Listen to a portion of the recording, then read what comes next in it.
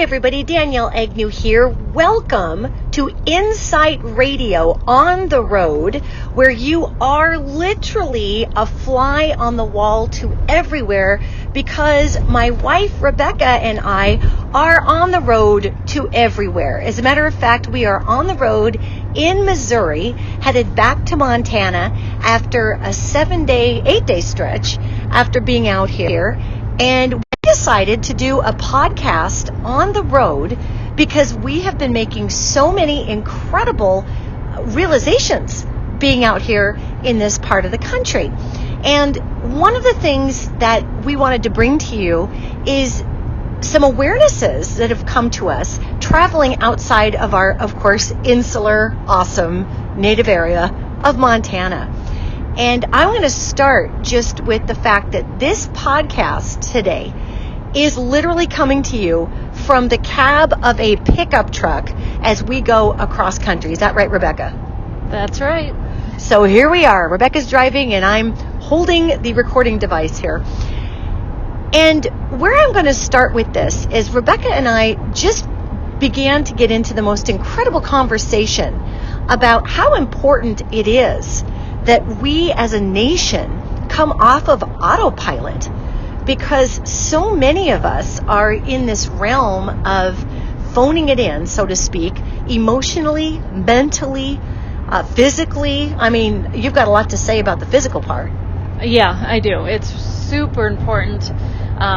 I coach my clients in my studio to the first thing they've got to do in order, if they come in with the goal of getting healthy and more energetic and just feeling better in their own skin, is you have to get off of autopilot. You got to stop doing everything automatically and start bringing consciousness and awareness into everything that you do. Absolutely. And where this has come into play for me, just intriguingly, is as we're cutting through this part of the country, Rebecca has informed me that they call this the Bible Belt down here in Missouri. And Rebecca's from this part of the country. Where are you from? I'm from St. Louis. Right on. So St. Louis, Missouri, just so everybody knows where you're from.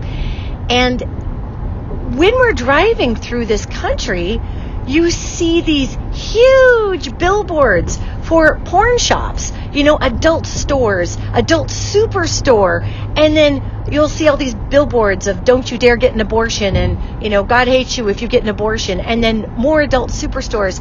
And there is such a repression there and such a denial about the fact that, well, you can go sit in church and be the good person and keep your legs crossed or whatever, but then you go out on the weekend and you get knocked up, but don't get an abortion, but make sure you stop at the adult superstore on the way home. I mean, Rebecca, how the heck is this supposed to work together as a culture down here? It doesn't. That's the thing.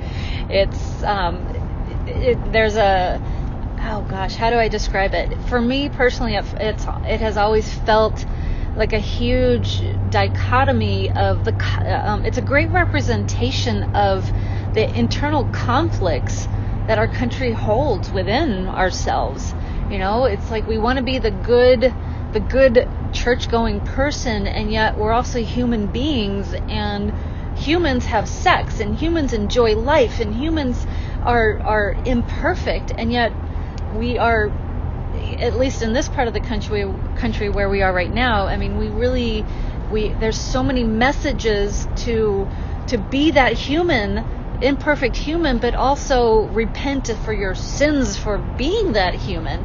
And it for me, it's such an internal conflict, and I think it's a great representation of the entire country right now.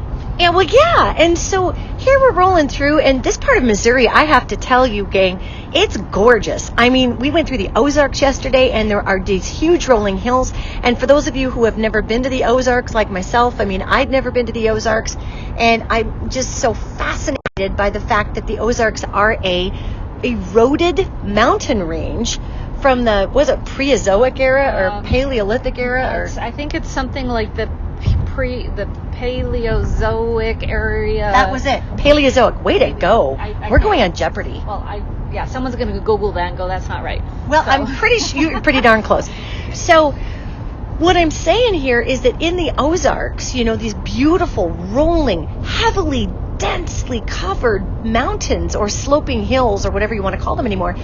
And you could feel that there were people living way back in these woods doing whatever the heck it was they were doing. You could feel all the elementals. You could feel the nature. Yet here are these structured signs, have sex at the superstore. And then, oh, wait, no, don't have sex. Go to church. And then don't have an abortion. And literally, I swear to God, whoever puts these billboards out must buy them around each other. Oh, yeah.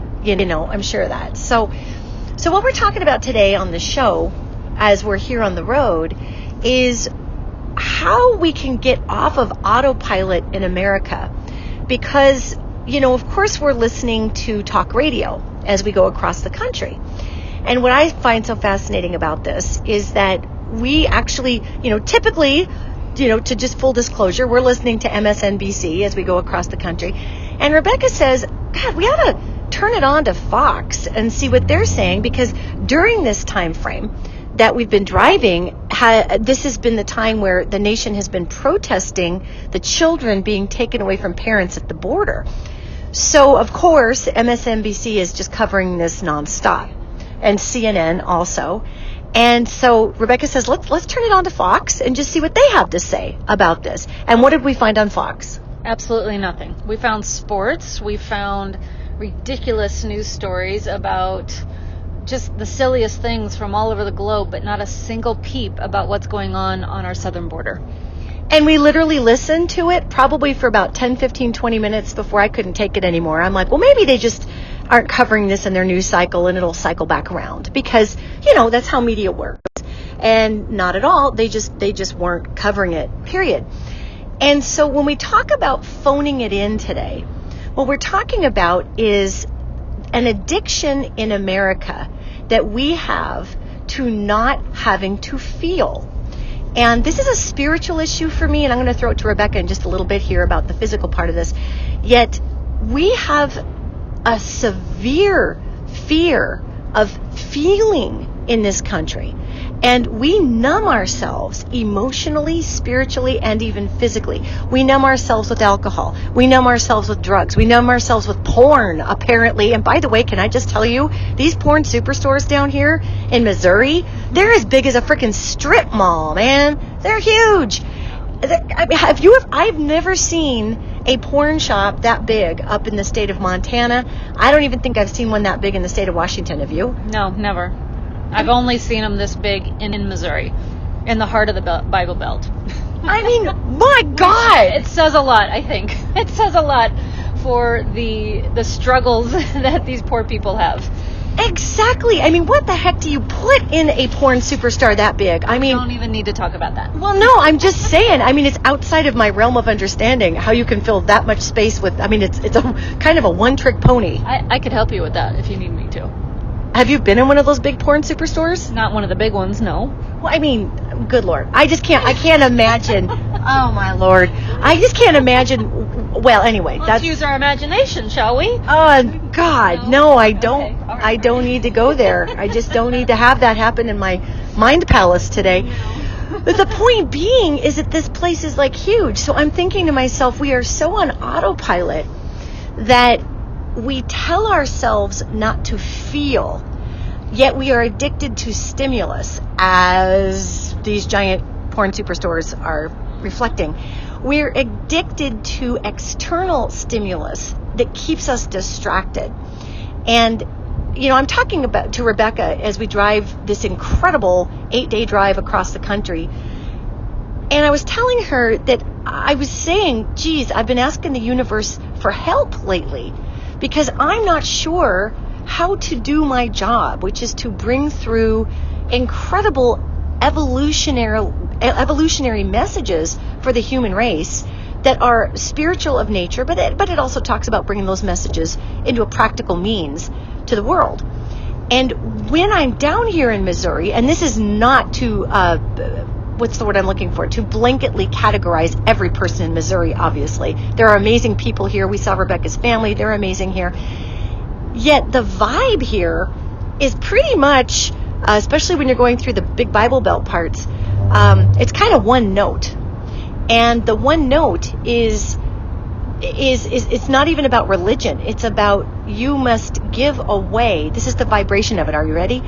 You must give away all that makes you you. You must give away all that makes you human.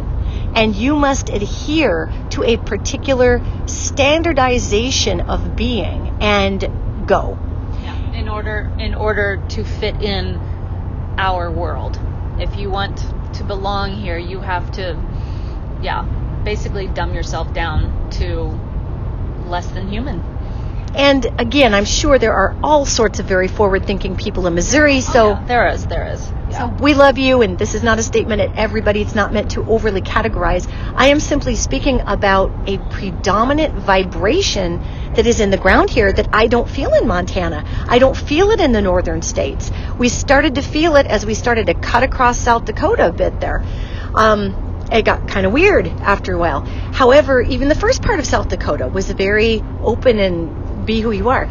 So when we talk about, not dummying down and coming off of autopilot, what really struck me is that spiritually, energetically, we have been convinced in this country to literally give away our senses. We numb ourselves with liquor. We eat sugars. We eat all kinds of crud. We listen to media that completely reflects our own viewpoint of the world. I mean, I'm guilty of that. Rebecca's guilty of that. We're listening to MSNBC across the country because that's where our interest lies. And what I've realized is that the biggest crisis in our country right now is not a division between political parties. It's not even a division in ideologies. The biggest crisis is our addiction to just phoning it in. I mean, it is terrifying, and I can feel it out in this part of the country in a way that I've never felt it before. So this is where I've been having this great existential crisis with Rebecca saying, wow, how do I communicate to people that we are walking miracle machines? How do I communicate to folks that this is the time frame where we snap out of it and we bring our best to the table when we have been completely duped into thinking that the zombie walk is the American way, is the best way to go? How do we do that, Rebecca? I mean, how do you think we do that? Well, I mean, from my perspective, we need to snap out of the autopilot physically so that we can start turning on the rest of us, the mind spirit connection with the body. But that's my own perspective. I think people coming more from your perspective, Danielle, we need to snap out of it from a more spiritual standpoint. Either way is right. There's no wrong way to do it. It's just that we need to put forth the intention to go, okay, I need to snap out of this autopilot. This message is resonating with me. Am I more of a physical being like myself, or am I more of a spiritual being like Danielle? And start there. And so for me, starting more, I'm a Taurus. I'm a very physical person, and I really have to work hard on the mind and spirit connection with my body. So I start moving your body. I think that's the easiest way for me to go, okay, start moving your body. Feel the oxygen start coursing through your blood. Feel the muscles engaging and turning on. Be okay with sweating. Be okay with a little bit of muscle soreness as we wake the body up. And as that body reawakens, everything else will slowly come online. It's like a domino effect. But I think, Danielle, it's the same from your perspective. Start waking up that spiritual sense, and maybe you can share with how people can do that from an internal sense that will maybe then, as in the domino effect, awaken the physical body. Oh, absolutely. For me, and this is a chore for me as well, because what have we been trained to do in America, gang? We have been trained that when the going gets tough, the tough eat pizza. That's right. The tough go to the bar. The tough go to a movie. The tough binge watch, Game of Thrones. And I have done all of these things. Thank you very much. Yeah, those are perfect and classic examples of how we stay on autopilot because we don't want to deal with everything that is wrong in our world. And and there's so many things that we are covering up, whether it's an unhappy relationship or, ill health and obesity in our bodies, or an unsettled unhappiness in our soul that we can't even put our fingers on or identify. And we cover all of that up. We binge watch Netflix because we're unhappy. We don't know how to fix that unhappiness. There's like a missing piece in our life. We binge eat Krispy Kreme donuts the first chance we see a brand new store, because we don't know how to not. We're trying to feel something. That's it. We're trying to feel something, and so all of this external stimulation is at least allowing us to feel something, and yet it's still not the right thing. I don't know how to describe it. It's like a missing piece, and it's like the way I can describe it, and this is from my own personal experience. I knew for years that something was missing, but I just couldn't put my finger on it. And it was like I was trying to learn a foreign language, and I knew the language was there, and yet my tongue could not physically form the words. And it's like my brain was not connecting with the physical action of speaking this new foreign language. But I just, I kept questioning and trying and, putting that intention out there. And then one day it just clicked. And when things started clicking, everything else started clicking into place in a timely manner. And that's the thing, gang. What we're talking about here is finding your wake-up point, okay? And that wake-up point is going to be different for everybody, whether it's from a physical perspective first or a spiritual perspective first. That's absolutely true. And as we're having this conversation, Calvary Bible College exit is next right coming up here. And it's just such a fascinating opportunity to feel this part of the country. And again, this isn't any slam towards anyone whose primary form of exhibiting their own spiritual worship is through religion. That's not it at all. It's simply saying that when you are in this incredible, wow, there's a giant crane flying over the truck. That thing is huge. That wingspan had to be 3.5 feet, 4 feet. That was amazing. Holy moly. Welcome to Missouri. So when we are in this process of self-discovery, okay, because I'm all about tools. You know this, gang. I'm all about giving you all tools for moving forward in this transition. Here's the story. We are in a time frame, and I say this all the time, but it's true, unlike any other time frame in human history. We've never had Facebook. We've never had Instagram. We can share mass messages across the globe in a nanosecond. This has never occurred in our nation, in our world, ever. So we have this opportunity to really make some big changes. Well, that also means not just being reactive, but it means to respond. And you hear me talking about this all the time. And I'm going to come at this from an energetic perspective. Being the Pisces, I'm all about, the mystery and the spirit. And so when we deal in this realm of the mystery and the spirit, it's very important to note that if we are on autopilot coasting through life, we're like that pinball machine ball. We're getting thrown around and the bumpers go ding-a-ding, and we just whack from one bumper off the next bumper. Maybe that's one drama off another drama to some food product to another, whatever it is we buy a new diet. From diet to diet to diet. Yes, to pair of shoes to pair of shoes, to church to, whatever it is. We become the ping pong ball when we not ping pong ball. We become the ball in the pinball machine when we are reacting and not responding, okay? So just think about that visual for a moment. In this feminine time frame, the universe is practically begging us for a response, not a reaction. During the divine masculine section of the last 100,000 years, during the masculine time frame, that was a responsive time frame to need. We need roads. Let's build them. We probably could use more people. Let's populate the earth. It was a responsive action as we came towards the end of the masculine time frame and we wobbled into the imbalanced patriarchal out of the divine masculine, then we became into a reactive time frame. Well, I'm going to puff my chest up. I'm going to react. I'm going to bounce my chest off of yours. I'm going to punch you in the face. You're going to punch me in mine. They're going to punch you again because we're reacting. That is not a balanced energy signature, no matter whether it's in the feminine or masculine time frame. So we are a culture really over the last 100 years in America that has been trained to react. And then we're a consumerist culture on top of that. So we've been trained to react by buying something to get that thing externally, to eat something, right? Rebecca's making the universal eating sound over here. Oh yeah, we're trained to eat to cover up emotions, to eat on the fly. You know, I mean, how many fast food and quick stop restaurants are there in our society? I mean, it's all geared to train us to react. Oh my God, I'm hungry. Let's stop at the closest fast food joint. Oh my God, my blood sugar's crashing. I'm needing something. Let's stop at Baskin Robbins. Let's stop. You know, it's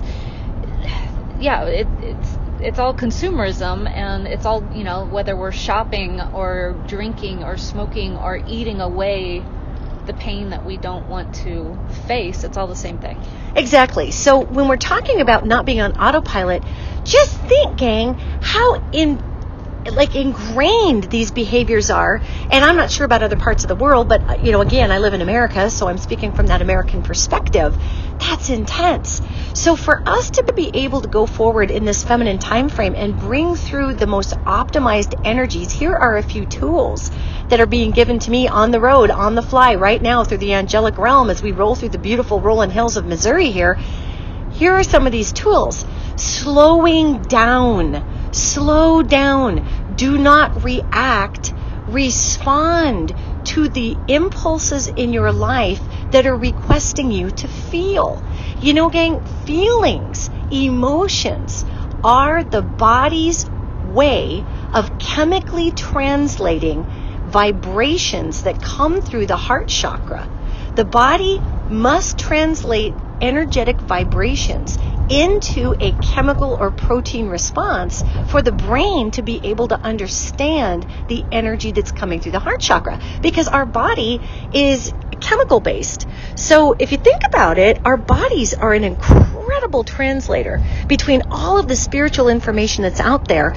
And that translator's job is to break down energetic vibration and turn it into physical chemical proteins and chemical hormones so that we can understand what it is we're feeling. Now I want you to think about how amazing that is.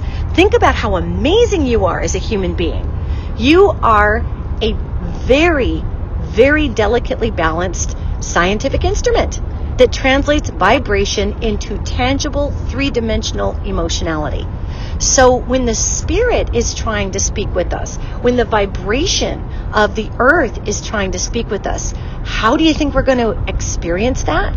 We're going to experience dun dun dun emotions. That's right, ladies and gentlemen, we're going to experience emotions, the very thing that consumerized, colonized, westernized America does not want you to feel.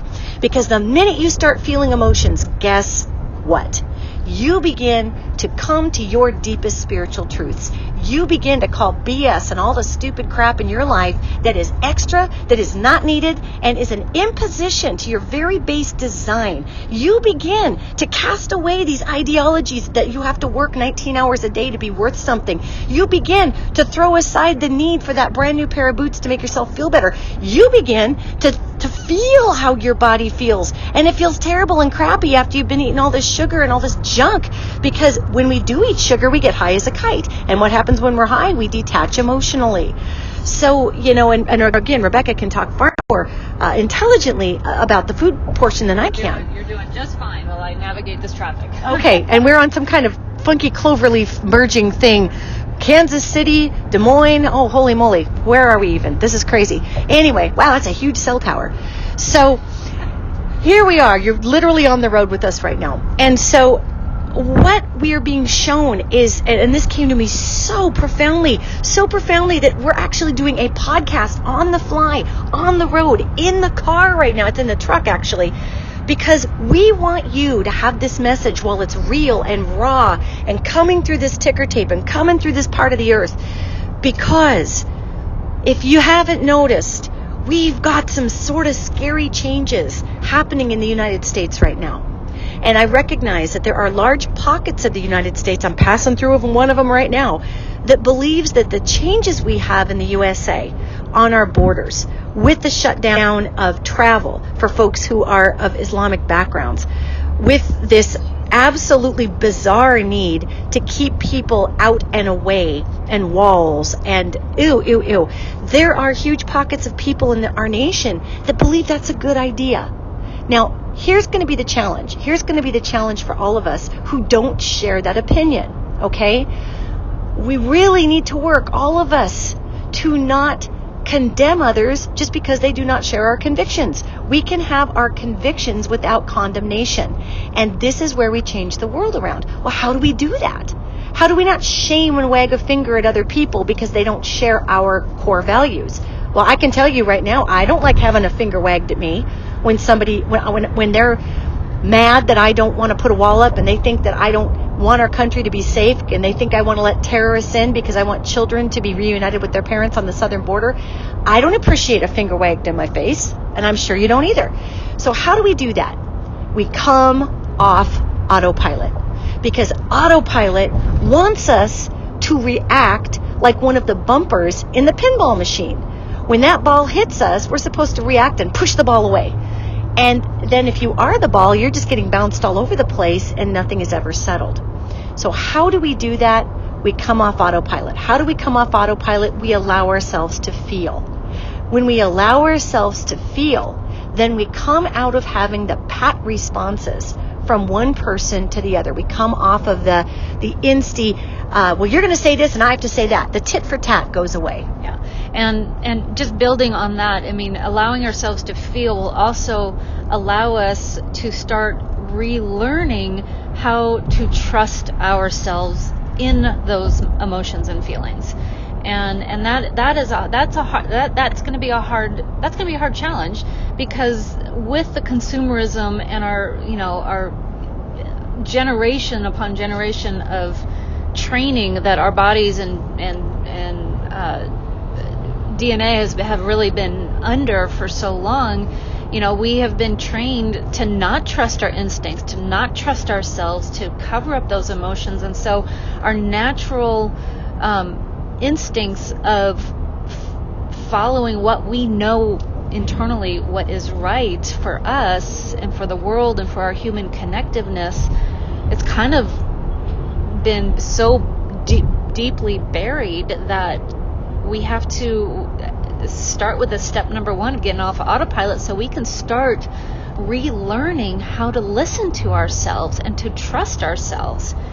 Because if we allow ourselves to be the connective human species that we are on this planet, then we will relearn to trust ourselves and go, okay, we know what's right and wrong, as far as bad people who want to bomb us, to immigrants who are just trying to get out of a really bad situation. We know the difference, and yet we're still being trained, I think, by our society to lump all bad people into one group, and regardless of and not using our own human connectiveness to understand that a terrorist is a terrorist, but a family getting out of a really bad situation where they're going to die is totally different. Am I making any sense, Danielle? You're making sense. You're making complete sense. Because what you're talking about is feeling. You're talking about getting back to your feelings. And listen, everybody. I have been receiving so many requests from all of you about how do I get through this time frame, because it's so depressing. Here's the deal. This is depressing, sure, for those of us who do not share an oppression consciousness or a fear consciousness. Yet, it's not, because here's what we're seeing, gang. We're seeing people waking up, And it is because we are waking up, it is because we are feeling again that it's depressing. And this kind of atrocity has been going on in terms of separating mothers from children, turning away people at borders. This has been going on all over the world. We're just seeing it in the United States, and it's unconscionable that it's happening here for some of us. For others of us, keep in mind, this perspective of this time frame is going to be fascinating. For others of us, this separation of mothers and children is, by God, the best thing that's ever happened to America, because it's showing them who's boss. So we have this abused consciousness that turns around and becomes the abuser, right? So what do we do in that? Well, most of us want to not feel that. We want to detach from that. We want to say, I don't want to be around this. Yet if we do that, gang, then we nullify our ability to feel. And if we numb our ability to feel, guess what gets snuffed out and silenced? Hope. Hope. Hope takes emotion. Hope takes passion. Hope takes fuel. Hope takes brain cells. Hope takes action. Hope. And if we just numb out and say, oh, God, forget about it, this whole thing's gone to hell in a handbasket, and I just need to run up into the Ozarks and hide. Hey, take a break for a while. Take a week off of media. Take a month off of media. Take whatever you need to recharge yourself. Yet remember that you don't need to hide, because hope is always there. And I'll tell you something about hope that's pretty phenomenal. Hope, my hope, and I'll talk about my hope. People say, well, don't you feel like you're giving people false hope? I mean, look what this president's doing and blah, blah, blah. No, I do not, because there is no such thing as false hope. It defies hope's nature to be false. And people say, well, aren't you going to lose hope during this time frame? No, I'm not, because my hope is part of what I am. So it cannot be lost. And a bigger portion of that is I don't hide from my hope. So my hope cannot be lost. You know, hope, gang, is an action. When you have hope, you are driven to purpose. And if we don't allow ourselves to feel, and it doesn't mean we have to kick in and feel 100% of the time empaths. I know so many of you, like myself and Rebecca, are empaths. And it just gets to be oppressive when there is a predominant chaotic fear vibration that's out there. Yet know this.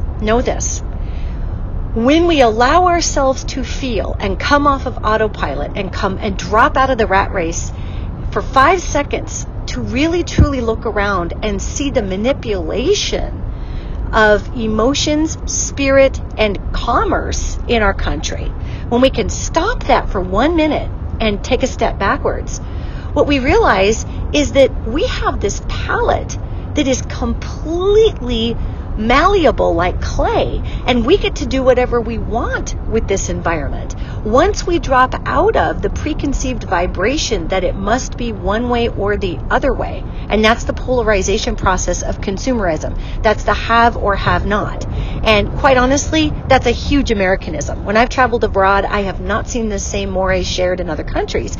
So we have the soul lesson, if we are born in America, to come out of the need to have or have not, to polarize or to choose one or the other, and to blend. And that's where we're at in the feminine time frame. Allow yourself to feel. Within your feelings is your hope. Within your hope is your action. And guess what else lives in your hope, gang? Your compassion. Your compassion lives in your hope. Hope holds a space for all people. And this is a time frame where we are not going to be able to save everybody, because my idea of saving somebody is deeply offensive to that person I'm trying to save sometimes. You know, I could look at someone who has a completely polar opposite view of the United States. And for me, being able to, quote, save them would be to show them that the United States is a great place for all immigrants and we're a melting pot or this and that.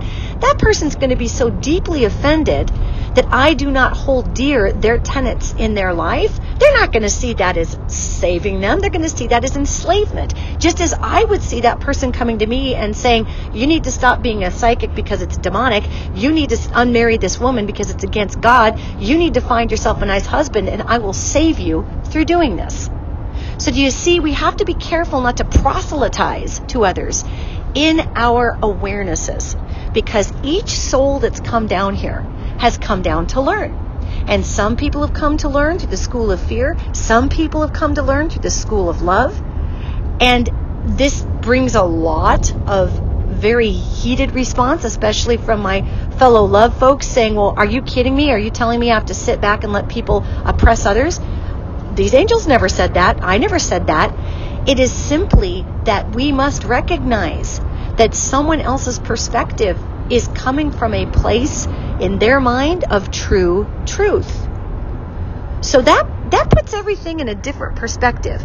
If I don't want to be the oppressor, I better not oppress.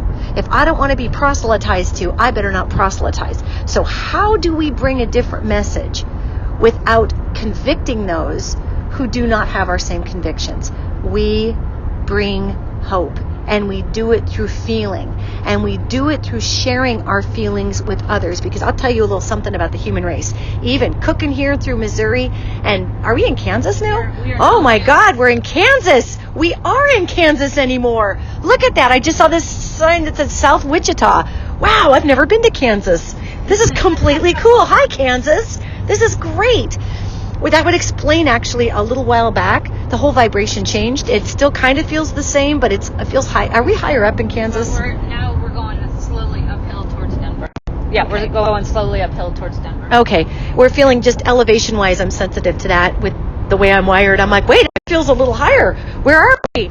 So we're in Kansas. By God. Welcome, Kansas. So just seeing all of this, gang, it's so important to know that being off of autopilot means to feel. It means to change our way of being with one another. And when we are listening to this news and it feels terrible, remember this. Hope is already won. The feminine time frame is already in place. My God, it is flat. I'm sorry. We just came over a hill and I can see to China from here. It is as flat as can be. I apologize to our listeners, but that is super flat. Hello, Kansas. It's going to get even flatter. We still have rolling hills right here. These are hills? Yes. Oh. All right, Kansas, my apologies. All right. So, by the way, in Kansas, they have really pretty sunflower icons on their... Are sunflowers a thing here? Yes, they are. Yeah, they farm them. Wow. There's sunflower icons on the highway signs. So, that is really pretty. Well, rock on, Kansas. You go. Anyway, we can lead forward in hope, and in that hope is compassion, and this is what changes the world. This is why we're seeing so many extreme actions. Do you want to know why we're seeing this fearful throttle to choke people out at the border? It's because those who have fallen into the vibration of fear consciousness can feel the world changing, and it scares the dickens out of them, and they're trying to turn it backwards. And I will tell you folks something, that ain't happening, okay? I'm shouting that all over Kansas. We aren't going backwards. We are going forward. So think about this. If you're someone whose heart is broken because of how weird the United States have gotten right now, think about how all those folks who may not share my perspective or your perspective about the border, think about how terrified they must have felt when Barack Obama was president.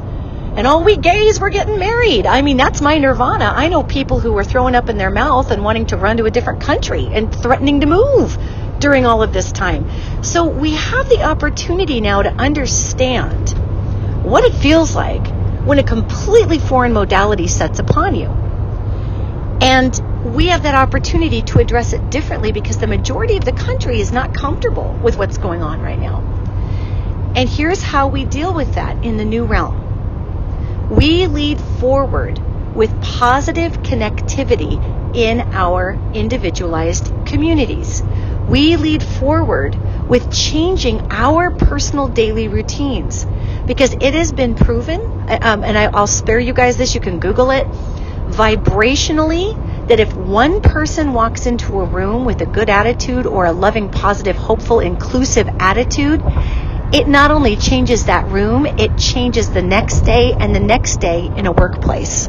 One person can change hundreds of people's day for 3 days. So think about that. If all of you listening out there are like, well, wait a minute, how's that even possible? I mean, when you want to think that the United States has gone to hell in a handbasket, and we talk about the Midwest being the Bible Belt and this and that, and I can certainly feel a standardized energy signature coming out of Missouri into Kansas. Yet as we're driving down the road, I'm seeing these smiley, happy sunflowers all over the road signs, because that is the baseline of humanity, is goodness. It is not crappiness, it's goodness.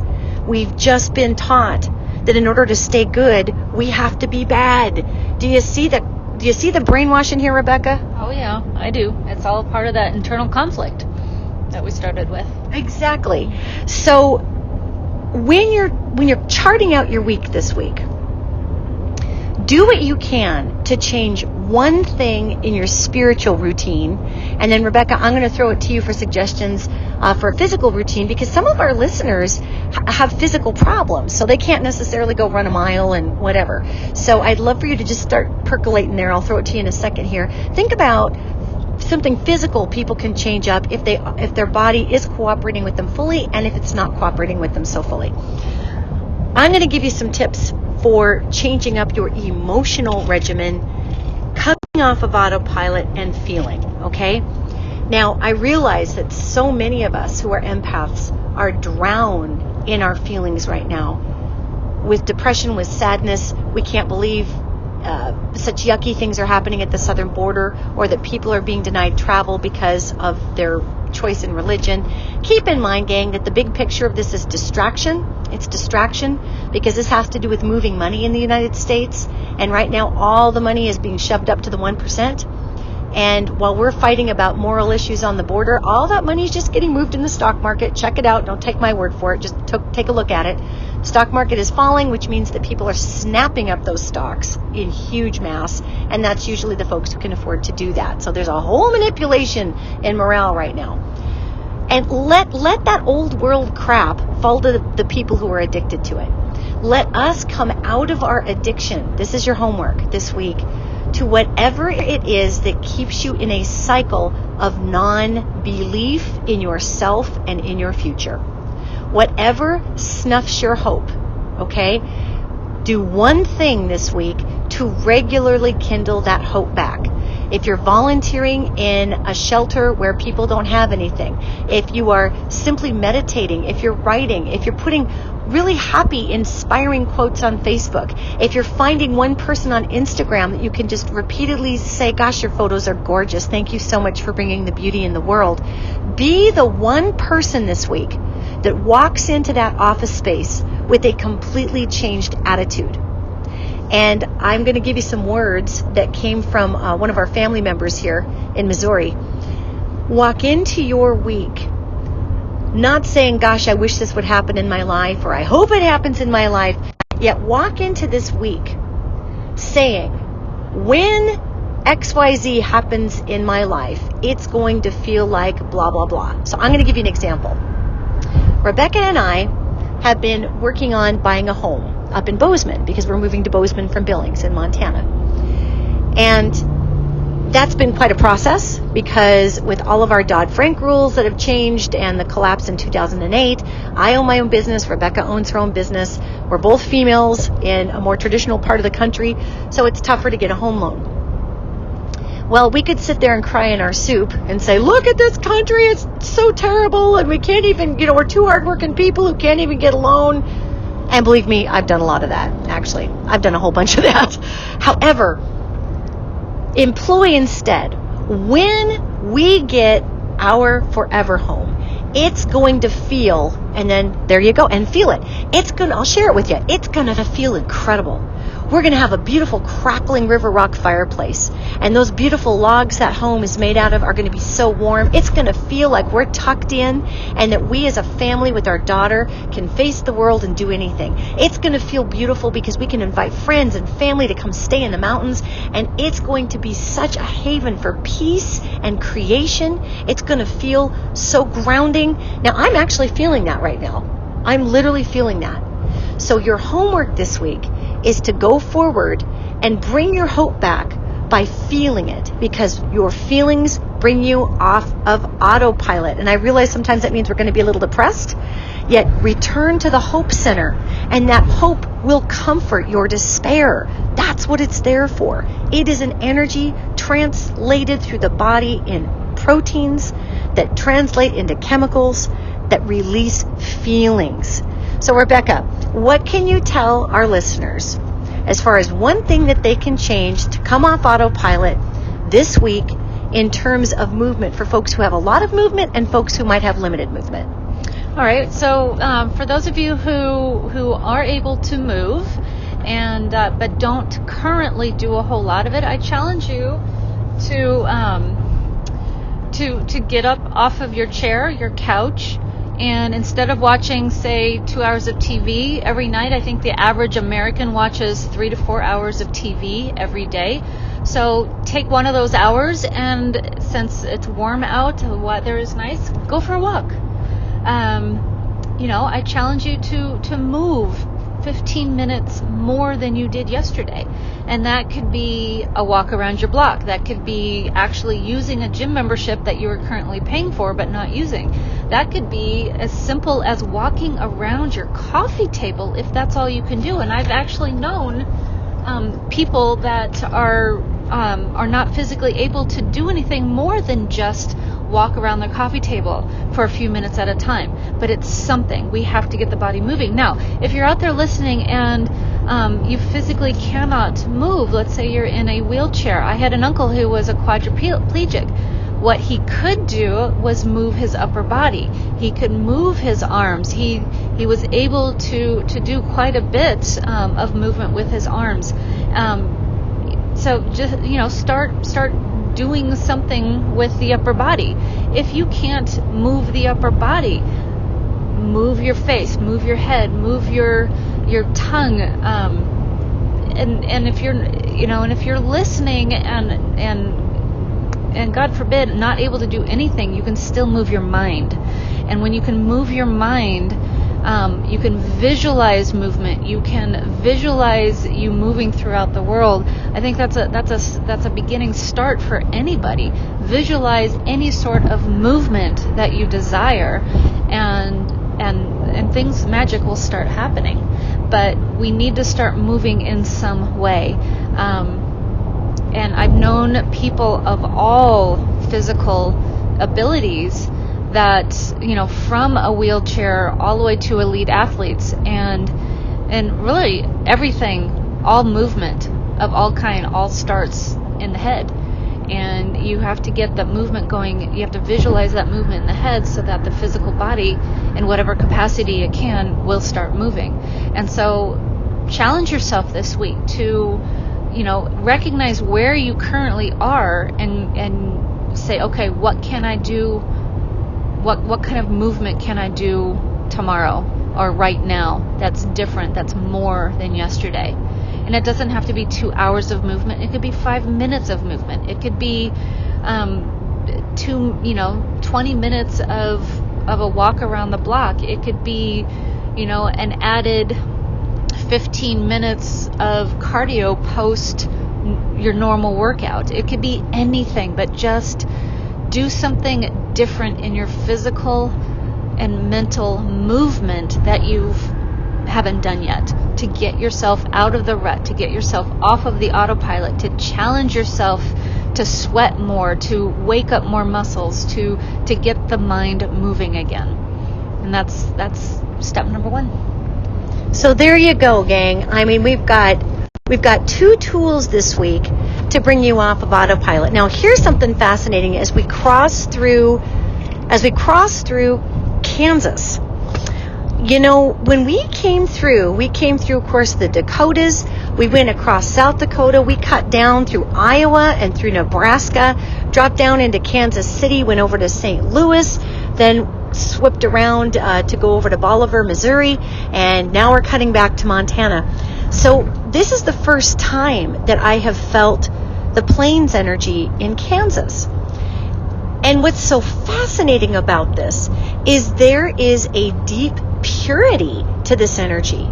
So here is a bit of, I would say, debunking of the type of press that we will give the Midwest. All right, you hear about Kansas and you think, oh my God, Kansas, this is going to be full of Bible banging people who are just super narrow of mind. I mean, that's what a lot of the media would have us think. And I'm sure there's people like that everywhere. You can find those folks in New York City if you look hard enough. Yet, whereas the energy in Missouri was a lot more dense, because Missouri, as I came to find out, is full of limestone caverns and caves and water. I mean, Missouri is like a sponge, and all of that water holds all of that electromagnetic energy. So if I'm going to believe in one thing, whatever that one thing is that I'm believing in is going to have a battery pack underneath of it, and it's going to spread. So if, let's call it the Bible Belt, is spreading through Missouri, then that belief is going to be amplified through those limestone caverns, through those underground aquifers. As a matter of fact, Rebecca and myself and one of our family members went through an incredibly huge cavern, which is one of 4 in the nation that you can actually drive through? It's the only one in the nation that you can drive through. Oh, wow. Okay, or the only one. And it was called Fantastic Caverns. And while we were under the ground in Missouri, it was fascinating because the limestone sucks up electromagnetic energy. So when we were down 100 and some odd feet below the surface with these huge stalactites and these vaulting stalagmites, which are the pointy things that come off the cave floor, as opposed to the stalactites, which are the pointy things that come down from the cave ceiling, our tour guide was explaining to us that it takes 100 years for one of those stalagmites or stalactites to grow an inch. And some of those things were 14 feet tall, and so that's, what is that, 140,000 years or something, if you do the math on that. I mean, it was crazy, or, whatever it would be, 14,000 years. I'm not a math genius. But that's a long time for water to be dripping in one space to create such an incredible, chunk of calcite, which is what it was. So the point that I'm bringing this up is that here we're in Kansas, and there isn't that same feeling of deep undercurrent of energy that is swirling that can be held by the ground. This is more like the wind rules here. I mean, this is such a light, high feeling, and apparently we're still in some rolling hills, I guess that's what they're calling these, but it's, it's pretty fascinating. And hey, for listeners in Kansas, I'm in your state, and this is cool. It's beautiful. For listeners in Missouri, I loved your state. It's gorgeous. And what I can tell you about Kansas is there is a purity in this energy that at the same time, it doesn't move all that much, though. It's kind of fixed. The energy out here in Kansas is very fixed. Is there a lot of water out here? No. There's not? No, there isn't. Not that I know of, no. Okay, because it doesn't feel like there's a lot of water. I mean, it just feels like the ground is what it is. And if you are living in, say, a more energetically, I don't want to call it stagnant, but a more energetically locked area, like, say, Kansas, you may have to try a little harder to change up some of those energies. We're talking about bringing hope through and getting off of autopilot. You might not, because this is your home stomping grounds, and you may understand the flow of this energy out here. Yet if you are in a place by water, it's going to be easier to shove off any emotionality, because the water will take the electromagnetic energy with it. And what is our brain? It's an electromagnetic organ. Even in Montana, it's a landlocked state, yet we have huge mountains in Montana, and those mountains are full of crystalline content, limestone. They're full of gold and silver and copper and highly conductive electromagnetic elements, not to mention tons of water generally. So the mountains, even though they're not a lot of water that's flowing, become these big energetic generators that rotate and circulate tremendous amounts of energy through the ground. So Kansas, I'm looking around here and I'm not seeing any mountains, and I'm looking on a map and I'm not seeing any mountains. And so you folks out here can use the wind. You can use the air. You can use the sunlight. And I'm not kidding. I don't think I've ever seen, I must be able to see 100 miles in that direction. That's incredible. Wow. So use this grand scope of open energy, and use the sky in some of your cleansing processes if you're in this part of the country. That's what I'd be doing. And I might find a creek, because I'm a little water centric because of all of the flow that I'm used to through the mountains and streams in Montana. So I'm hoping that you all are understanding that there is a lot of hope in our country. And there's a lot of hope even in individuals where we might look at them and say, I don't have anything in common with you, blah, blah, blah. That human being has hope in them too. They may define it differently. A lot of that fear base is consumer driven. Have compassion, not pity. Pity is arrogant. Have compassion for people that are addicted to these fears and stay on autopilot, because the addiction is more comfortable than feeling. Please hear this. The addiction to autopilot is more comfortable than feeling, because we've been taught, even if you've been raised in a Christian modality, the Bible goes on and in certain places about how you're supposed to divorce yourself from your emotions because they'll mislead you. And actually, a lot of our Christian culture has taken that completely out of context and told people that if you have emotions, they'll mislead you. So that's a way to control people. Obviously, we were given emotions to communicate with spirit. So come off of autopilot, figure out what you can do in your own way to move hope forward, because that is what is going to create change without convicting those while you express your own convictions. I mean, we don't have to condemn others. We don't. Any last words, Rebecca, before we sign off on our listeners here? And I am fascinated by the flatness of Kansas right now. This is so cool. I don't even know what to tell you guys. I am from such a mountain state. This is amazing. Any words that you can leave our folks with about, just generalize. It doesn't even have to be about physicality, about coming off of autopilot and the work that you do. I would say happy moving, everybody. Move yourself in any way that resonates you, and go forth. Think of yourself as a flowing river and just move. So happy moving, everybody. Right on. And I just want to remind everybody, as I'm whipping through Kansas here with Rebecca, this is so much fun to actually have you live with us on the road here today. This is such a blessing. It's so cool to have you all with us today. I want to remind everybody that I'm going to have the opportunity to come to your place of living through my Ascension Tour. And I know, I go on and on about this at the end of the shows. But gang, it's because I am so flippin' excited about this tour, to be able to go to different areas and translate in a similar way that you've been hearing me do just a teeny bit about as we're talking about Missouri and crossing over into Kansas.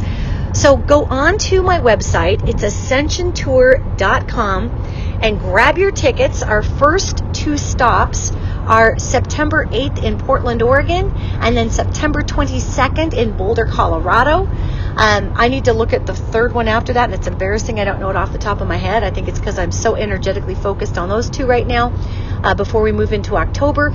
Make sure you get your tickets ahead of time online, gang. They're $75 ahead of time. If you get them at the venue, they're $95. I want to save everybody some money, so make sure you're hitting online and buying those tickets in advance.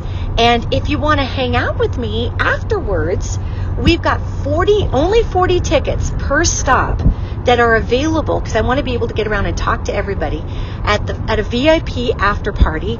And we're just going to hang out and we're going to talk, and whatever you want to talk about, we'll talk about. And we've only got 40 of those tickets. So those tickets include the full event, which is a 3-hour event of me channeling information that's relevant to your place of living, new messages for the world coming through the angelic realm for everybody there, as well as taking general questions about the world.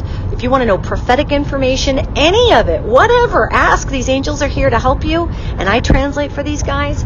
So there's that. Plus, we're going to pick about 20 people randomly in the audience to have a personal reading right there during the live event. You can stand up, we'll give you a microphone, and you can ask me one psychic question, and I will translate for your angels what your answers are. And a lot of times people learn so much from other people when we do this. It's so cool.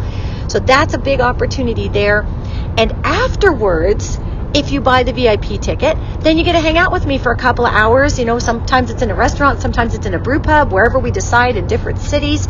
And we just get to talk. Only 40 of those are available. Those are, I think, are $155 for those the VIP tickets.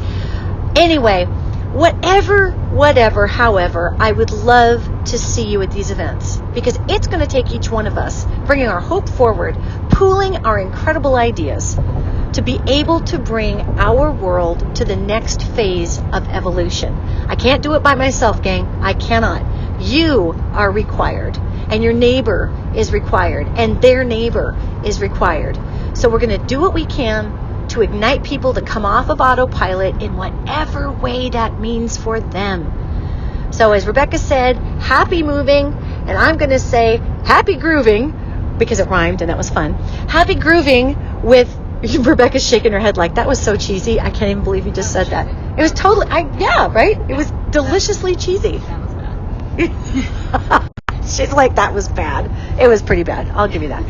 So happy movie, happy grooving in whatever way works for you. All right? Please be awake. Do your best to come off of autopilot. We love you from the road, Kansas. This is fabulous. And we will see you next week. Take care.